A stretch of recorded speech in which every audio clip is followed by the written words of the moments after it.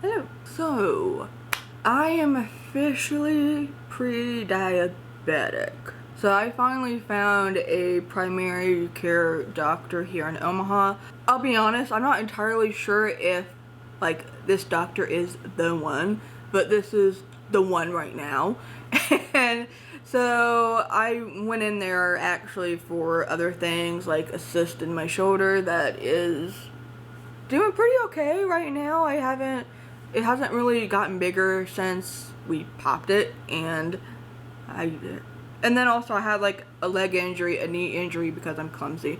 But finally we got some labs done. I still have the little thing in my elbow ditch here. Everything came back normal except for the fact that my A1C put me in elevated levels, and basically I'm pre-diabetic. I think you have to be 5.7 and under to be in the normal range. I am at 6.3 and the official diabetic range is 6.7, I want to say.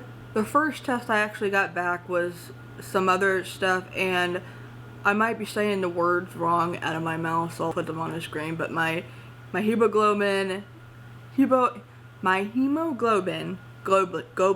and my hematocrit levels, whatever you want to call them, or whatever they are called, they're in the normal range, but they are on the high normal range and pretty close to jumping into the yellow. So granted, when I took these tests, I was drinking on Sunday, and then I took the test on a Tuesday, and I'm dehydrated in general. I do not dehydrate myself enough, it seems, which was pretty obvious when I went to the hospital last year for what I still believe was a stroke of some sort, but a TIA, if you will, whatever those are called in their full term. So that also could have been a factor, but hi, I am pre-diabetic. So type 2 diabetes does run in the family. I've learned that actually recently. My dad has type 2. He's had that for a couple years now. Turns out my mother was just recently diagnosed, and that's when I come to find out, oh, type 2 runs in the family. But I will say, obviously, there are some factors in my life that also could have contributed to that.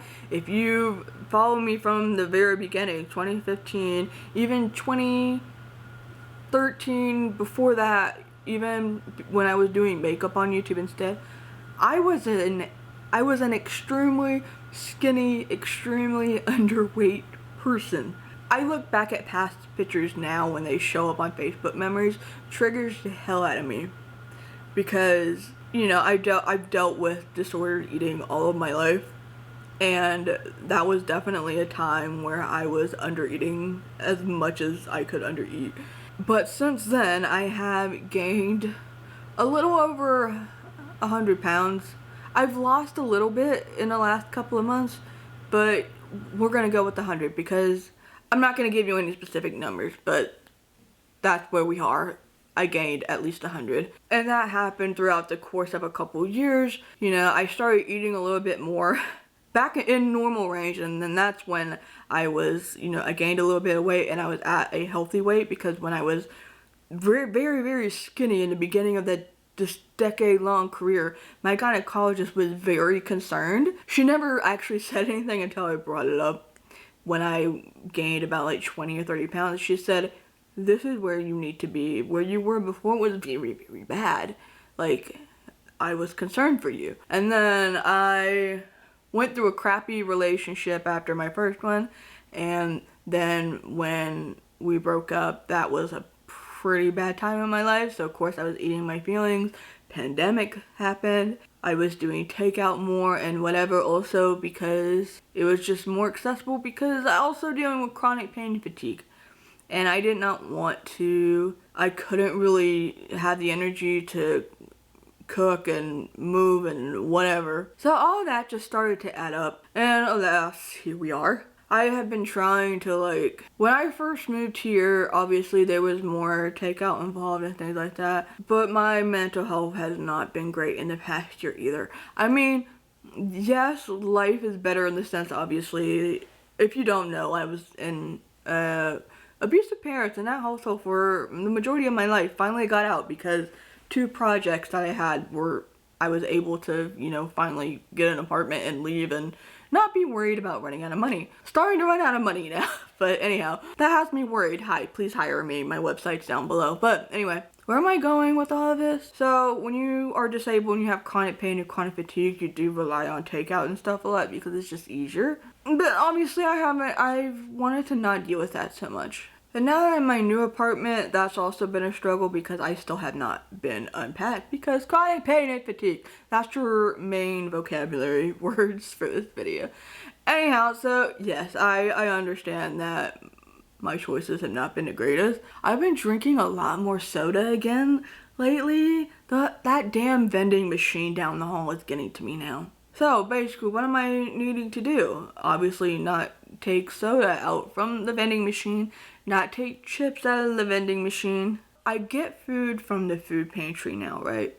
And I go to 2 different food pantries. One is the type where you get what they give you. So sometimes there's really good stuff in there. It's mostly like canned vegetables and fruits and things. And then you get like ready meals, so there's a lot of carbs involved. And then there's another one that is more shop your way, which it's still, canned stuff and whatever, but you do get access to more like nuts and things like that, and protein. There's chicken in a bag or in a can, but it's still protein, right? But there is the one haul where there's a lot of vegetables and fruits and stuff that you can get sometimes. So you can get lucky there. So my question, and I brought this up to my doctor and I'm just waiting for her to respond, but I'm gonna ask y'all too because I'm sure there's gotta be some people that relate to this, right? Like, how do you find a balance between your food from the food pantry and then try to reverse your pre-diabetes? Obviously, I do go out to the grocery store. I'll go to Aldi and get stuff to go along with the food that I have. So buy more vegetables and things like that. But yeah, I'm just trying to figure out the balance to that. Obviously, I need to move around more. I do live downtown. I live near downtown. So I would do a lot of walking. Is that better? I'm sorry, I didn't realize. The lighting here was really good and now it's getting cloudy. Anyway, so I live close around downtown, so I could do a lot more walking. Going down a hill, going up the hill, that is a workout. Unfortunately though, it's getting super hot in Omaha. It is so hot, so I'm not gonna be going outside like that. I'm not going to walk 2 to 3 miles every day outside up the hill. No thank you. Fortunately, my complex just finished building a new building, and it has a gym. I used to go to a gym that I was paying for. I had a gym membership. It was nice, honestly. It was $25 a month, but I really didn't like driving 15 minutes to there and coming back, and then also having to run my errands later. It was just a lot of driving, a lot of gas being used, and they didn't really have all the machines that I liked. I missed those machines. So I just kind of canceled that, and I considered going to another gym that was very close by, but it was very expensive and it was just more than what I needed. I had a free trial, but then I went once and never went back. But now my building has a new complex. My complex has a new building that actually has a little gym. And remember when I was just whining about the lack of machines in the gym that I was paying for? Well, this has even less machines now. It is such a tiny gym. There are some weights and there's 2 treadmills, 1 stationary bike where you have the back that you can lean on it. It's the lower ones. And then the higher bikes, I don't know if they have different names for them. That's about it. Oh, and 1 rowing machine. So, but you know what? It's free. It's included in my now higher rent because I moved to a bigger apartment in that complex, right? So it's free. But I'm excited about that because I can just go over there. That it is only open during a certain time frame. Unfortunately, it's not 24 hours or anything, but I can go in there. Usually there's not a lot of people in there. I imagine people are going to the other gym, the one that they do have to pay a lot more for, because that's just what has been happening since before we got this new gym and new building. But yeah, so I need to find some workout clothes. I'd love to find an actual pair of sneakers that are good for training and walking. My left foot is so severely swollen from an injury a couple years ago, and my right foot is not as swollen, but it's a little bit swollen because I did kind of also injure that a little bit, but also I think the weight gain and all that is not helping either. So it's hard for me to find shoes that fit my feet, so right now I've just been wearing Crocs. Those are pretty much the only shoes I wear anymore, otherwise everything else just hurts. I did used to have New Balance Velcro shoes, which I actually really liked, and I don't know whatever happened to them. I never gave them away. I never threw them away. They're just lost in Narnia in North Carolina. I don't know what is happening with my focus here. Anyway, with that all being said, so I am waiting for answers from my doctor with my questions, like how do I balance, you know, what it is that I get from the food pantry, what foods are best for me to eat, what I shouldn't eat, anything else that's revolving that. So obviously it is reversible, and she said, you know, do the healthy diet and exercise, and then we'll get your labs again in a year and then go from there. So it's not the end of the world. So let me know if any of you have had those experiences. Leave them down in the comments below, and I'm gonna get out of your hair because I don't understand why this isn't focusing anymore. Anyhow, with that all being said and done, if you would like to support the work that I do and help me pay my medical bills, I guess, I have a Patreon page.